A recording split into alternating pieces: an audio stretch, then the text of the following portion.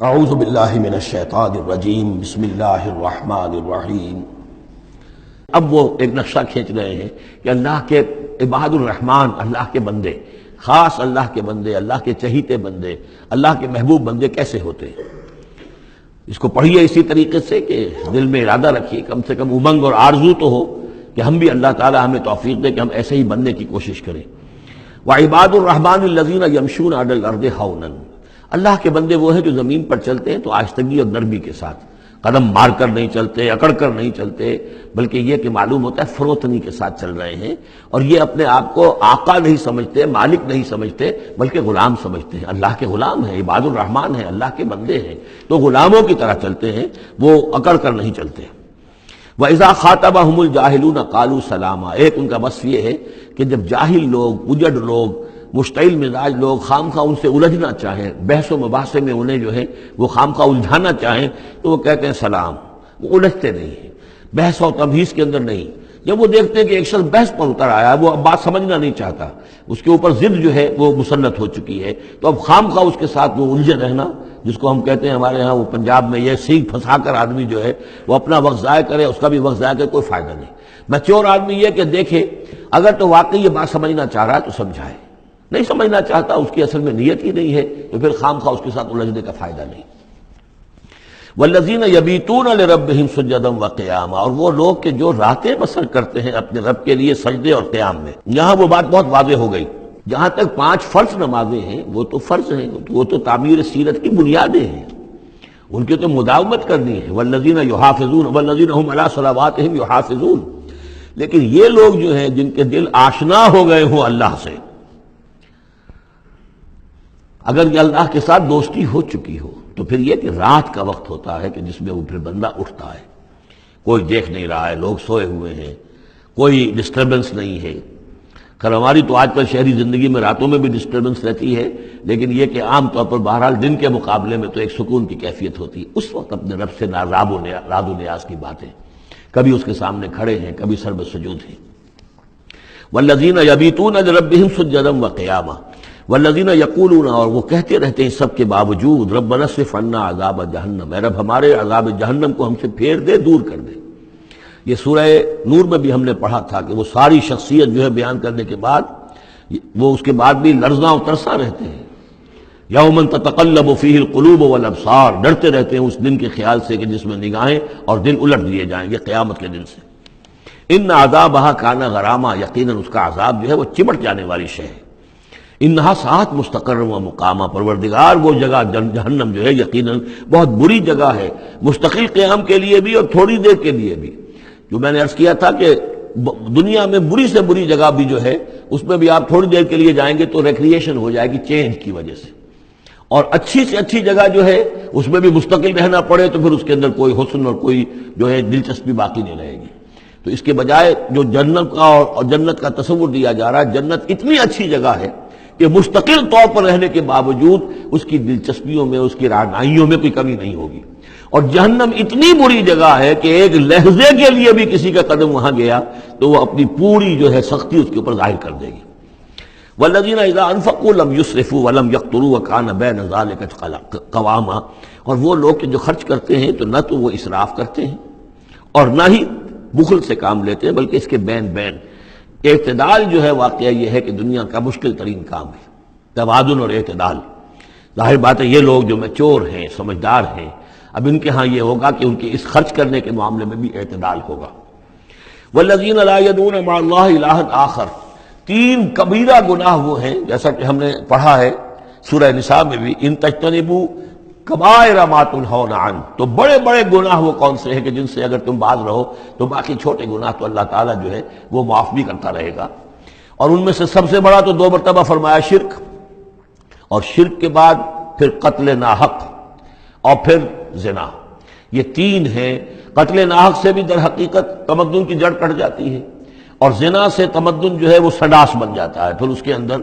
گندگی ہو جاتی ہے۔ تو اس حوالے سے یہ 3 چیزیں یہاں بیان کی جا رہی ہیں۔ والذین لا یدعون مع اللہ الہا آخر، وہ لوگ کہ جو نہیں پکارتے اللہ کے ساتھ کسی اور معبود کو۔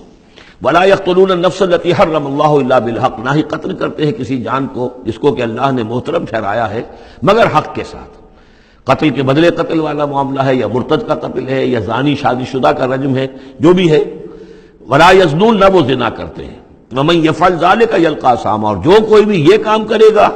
وہ اس کی پاداش کو پکڑ کر اس کو جو ہے اس حاصل کر کے رہے گا، یا لازمہ اس کی سزا اس کو مل کر رہے گی. یلقى اثاما یضاعف له العذاب یوم القیامہ، قیامت کے دن اس کا عذاب دگنا کر دیا جائے گا. یہ آیت اس اعتبار سے بہت اہم ہے کہ منکرین حدیث نے بہت شور مچایا ہوا ہے کہ قرآن مجید میں کہیں عذاب قبر کا کوئی تذکرہ نہیں ہے، صراحتاً واقعتاً نہیں ہے، احادیث میں بہت تفصیل ہے،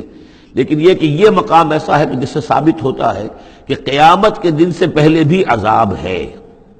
یضاعف له العذاب یوم القیامہ، دگنا کیا جائے گا ان کے لیے عذاب قیامت کے دن. اس کا مطلب ہے کہ عالم برزخ میں بھی ان کے لیے عذاب ہے.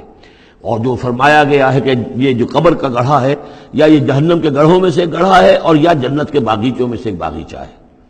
اور یا تو وہاں ایک کھڑکی کھول دی جاتی ہے جنت کی جہاں سے ٹھنڈی ہوائیں اور خوشبوئیں آتی رہتی ہیں، اور یا یہ کہ کھڑکی کھول دی جاتی ہے جہنم کی طرف جس سے آگ کی لپٹ اور گرمی جو ہے اور لو جو ہے وہ آتی رہتی ہے. یضاعف له العذاب یوم القیامہ، قیامت کے دن اس کے لیے عذاب دگنا کر دیا جائے گا. ویخلد فیہ مہانا، اور پھر وہ رہے گا اس عذاب میں ہمیشہ ہمیشہ. الا من تاب، استثناء ہے، استثناء یہ ہے من تابہ، جو جس نے توبہ کر لی دنیا ہی کے اندر موت کے آنے سے پہلے ما لم یغرغر. الا من تابہ وآمن، اور ایمان لایا. گویا کہ جو شخص اس قسم کے گناہوں میں مبتلا ہوتا ہے چاہے وہ قانوناً کافر نہ ہو، حقیقتاً وہ کافر ہو جاتا ہے، ایمان اس کے دل سے نکل جاتا ہے. لہذا توبہ گویا کہ اثر نو ایمان لانے کے مترادف ہے. الا من تابہ وآمن وعمل عملا صالحا، اور وہ پھر عمل کرے نیک. فاولئک یبدل اللہ سیئاتہم حسنات، تو ایسے لوگوں کی برائیوں کو اللہ تعالیٰ نیکیوں سے بدل دیتا ہے. اس کے دونوں معنی ہے کہ توبہ کے نتیجے میں ایک تو نامہ اعمال میں جو اندراج ہوا تھا برائی کا وہ صاف ہو جائے گا، اور اس کی جگہ نیکی کا اندراج ہو جائے گا. اور یہ معنی بھی ہے کہ زندگی میں اس دنیا میں توبہ کے نتیجے میں اخلاق جو ہے وہ پاک صاف ہو جاتے ہیں، دامن اخلاق کے دھبے دھل جاتے ہیں، اور انسان کا جو دامن کردار ہے پھر صاف شفاف ہو جاتا ہے. وَكَانَ اللَّهُ غَفُورًا رَحِيمًا، اور اللہ تعالیٰ غفور الرحیم ہے. وَمَن تَابَ وَعَمِلَ صَالِحًا، اب دوبارہ تکرار کی گئی، اور جو توبہ کرے اور پھر نیک عمل کرے فَإِنَّهُ يَتُوبُ إِلَى اللَّهِ مَتَابًا، تو وہ ہے کہ جو توبہ کرتا ہے اللہ کی جناب میں جیسا کہ توبہ کرنے کا حق ہے. توبہ کی تسبیحیں ہو رہی ہوں، استغفار کی تسبیحیں ہو رہی ہوں، اور آیت کریمہ کے ختم ہو رہے ہوں 1.25 لاکھ کا اور لاکھ کا، لیکن حرام خوری جوں کی توں جاری ہو، وہ سارے غلط کام ویسے کہ ویسے جاری ہو، وہ کوئی توبہ نہیں ہے، اس کا کچھ حاصل نہیں. والذین لا یشهدون الزور، اور وہ لوگ کہ جو جھوٹ کے پر موجود بھی نہیں رہتے. جھوٹ کی گواہی والی بات نہیں ہے یہاں، لیکن جھوٹ کی گواہی تو گویا کہ اس کے اندر خود بخود امپلائڈ ہے، یعنی ان کے اندر صداقت اور حق کے ساتھ اتنی غیرت ہوتی ہے کہ جہاں کوئی جھوٹ کا گزر بھی ہو وہاں وہ اپنی موجودگی بھی پسند نہیں کرتے. جھوٹ کا دھندا ہو رہا ہو، جھوٹ کا کاروبار ہو رہا ہو، جھوٹ بولا جا رہا ہو، یہ وہاں پر ان کی غیرت اور حمیت جو ہے صداقت کے ساتھ اور سچ کے ساتھ وہ اتنی ہے کہ وہ وہاں موجودگی بھی اپنی برداشت نہیں کرتے. وَإِذَا مَرُّوا بِاللَّغْوِ مَرُّوا كِرَامًا، اسی طریقے سے جب وہ کسی لغو کام کے پاس سے گزرتے ہیں تو اپنے دامن کو بچا کر گزر جاتے ہیں. دیکھیے وہاں بھی تھا سورہ مومنین کو شروع کی آیات میں وَالَّذِينَ هُمْ عَنِ اللَّغْوِ مُعْرِضُونَ، کہ جو لغو سے اعراض کرتے ہیں. اور یہاں یہ کہ اس کے پاس سے اگر گزر ہو بھی جائے اتفاقاً، خود تو قصد کرنا جو ہے بہت دور کی بات ہے، اس کا کوئی امکان ہی نہیں، اتفاقاً آپ راستہ چل رہے ہیں اور دیکھ رہے ہیں کوئی مداری کا تماشا ہو رہا ہے، آپ کا کوئی ارادہ نہیں تھا، لیکن وہاں رکیے بھی نہیں، وہاں سے جو ہے اپنے دامن کو بچاتے ہوئے نکل جائیے. والذین اذا ذکروا بآیات ربہم، اور وہ لوگ کہ جن کو جب ان کے رب کے آیات کے ذریعے سے نصیحت کی جاتی ہے، سمجھایا جاتا ہے، لم یخروا علیہا صما وعمیانا، تو نہیں گر پڑتے اس پر بہرے اور اندھے ہو کر. اس کے بھی دونوں معنی ہیں. ایک تو یہ کہ مخالفت پر اندھے بہرے ہو کر کمر کس لینا جیسے کہ قریش کر رہے تھے، تو گویا کہ تعریض ہے، ان پر ایک طنزیہ انداز ہے یہ کہ یہ لوگ جس طریقے سے کر رہے ہیں وہ معاملہ اللہ کے بندوں کا نہیں ہوتا. لیکن یہ دوسری طرح یہ بات بھی ہے کہ آیات قرآنیہ کو بھی اندھے بہرے ہو کر تو نہیں پڑھنا ہے اور سننا ہے، بلکہ غور کرنا ہے. افلا یتدبرون القرآن ام علی قلوب اقفالها، تو کیا یہ قرآن کی آیت پر تدبر نہیں کرتے؟ وَتَدَبَّرُوا فِيهِ لَعَلَّكُمْ تُفْلِحُونَ، تدبر کرو تاکہ تم سمجھو. تو اس طریقے سے محض جو ہے وہ قرآن مجید کو بھی اندھے بہرے ہو کر جو ماننا جو ہے اس سے بھی بہرحال عباد الرحمن جن کی یہاں تعریف کی جا رہی ہے ان کے مقام سے وہ جو مقام ہے ان کے مرتبے سے فروتر ہے. والذین یقولون ربنا ھب لنا من ازواجنا وذریاتنا قرۃ اعین، اور وہ لوگ جو کہتے ہیں کہ اے رب ہمیں اپنی بیویوں اور ہماری اولاد کی طرف سے آنکھوں کی ٹھنڈک عطا فرما، یعنی یہ کہ جس راستے پر ہم چل رہے ہیں ہماری اولاد ہمارے گھر والے بھی اسی راستے پر چلیں تاکہ ہماری آنکھیں ٹھنڈی ہوں۔ ایسا نہ ہو کہ میں تو اللہ کے دین کے راستے کی طرف چلنے کی کوشش کر رہا ہوں اور اولاد کسی اور طرف کو دور لگا رہی ہے، تو ایک کشاکش ہے۔ پھر یہ جو صورتحال جو ہے فرکشن گھر کے اندر پیدا ہوتی ہے، تو اللہ تو ہمیں ہمارے گھر والوں سے آنکھوں کی ٹھنڈک عطا فرما، اور آنکھوں کی ٹھنڈک ظاہر بات ہے عباد الرحمن کی کن چیزوں میں ہوگی کہ وہ بھی اللہ کے بندے بنے، اللہ کی بندگی کے راستے کو اختیار کریں۔ وَاجْعَلْنَا لِلْمُتَّقِينَ إِمَامًا، اور ہمیں متقیوں کا امام بنا۔ اس کا یہ مطلب نہیں ہے کہ امامت کی طلب ہے، بلکہ یہ کہ ہم خود امام ہیں۔ ایک شخص اپنے گھر کا سربراہ ہے، امام ہے، تو اے اللہ جن کے ہم امام ہیں انہیں متقی بنا دے، اس لیے کہ ظاہر بات ہے کہ میدان حشر میں جب ہم چلیں گے تو ایک شخص کے پیچھے اس کی اولاد چلی آ رہی ہے اور معلوموں کو وہ تو جہنمی ہیں جو چلے آ رہے ہیں، یہ خود تو بہرحال ایک نیک آدمی تھا نہیں، ہمارے پیچھے جو ہماری نسلیں آئیں اے اللہ انہیں بھی متقی بنا، جن کے ہم امام ہیں، جو ہمارے پیچھے ہیں، جن کے کہ ہم دنیا میں جیسے کہ فرمایا ہے ایک حدیث میں بھی آتا ہے کلکم راعٍ وکلکم مسئول عن رعیتہ، تم میں سے ہر شخص کی حیثیت ایک چرواہے کی ہے، اور اللہ نے کچھ نہ کچھ مخلوق جو ہے اپنی اس کے چرواہے کے حوالے کی ہے۔ تمہاری اولاد ہے، تمہاری بیوی ہے، یہ گھر کنبہ ہے، یہ تمہارا جو ہے یہ گویا کہ تمہارے متبعین ہیں، تمہارے فالوورز ہیں، تو اللہ ہمارے فالوورز کو متقی بنا دے اور ہماری جو امامت ہے وہ متقیوں کی امامت ہو۔ اولئک یجزون الغرفۃ بما صبروا، یہ وہ لوگ ہیں کہ جن کو بالا خانے ملیں گے ان کے صبر کی جزا میں، انہوں نے صبر کیا۔ ظاہر بات ہے کہ اللہ دنیا میں بے شمار مواقع آتے ہیں حرام خوری کے، ایک بندہ مومن بچتا ہے، بہت سے مواقع پر اللہ تعالیٰ موقع دے کر آزما لیتا ہے کہ ذرا سی بھی اس کی اندر کمی ہو تو پھر یہ نکل جائے کسی غلط راستے کی طرف۔ انسان جو ہے صبر کرتا ہے، جذبات کو روکتا ہے، اپنی خواہشات کو روکتا ہے، شہوات کو تھامتا ہے، ان تمام چیزوں کو سنبھال کر یہ سب گویا کہ پوری زندگی صبر ہے۔ تو بما صبروا اولئک یجزون الغرفۃ بما صبروا، یہ وہ لوگ ہوں گے کہ جنہیں بدلے میں ملیں گے بالا خانے جنت کے ان کے صبر کے عوض۔ وَيُلَقَّوْنَ فِيهَا، ان کا استقبال کیا جائے گا وہاں جنت میں، ان بالا خانوں میں، تحیۃ وسلاما، سلام کے ساتھ اور دعاؤں کے ساتھ۔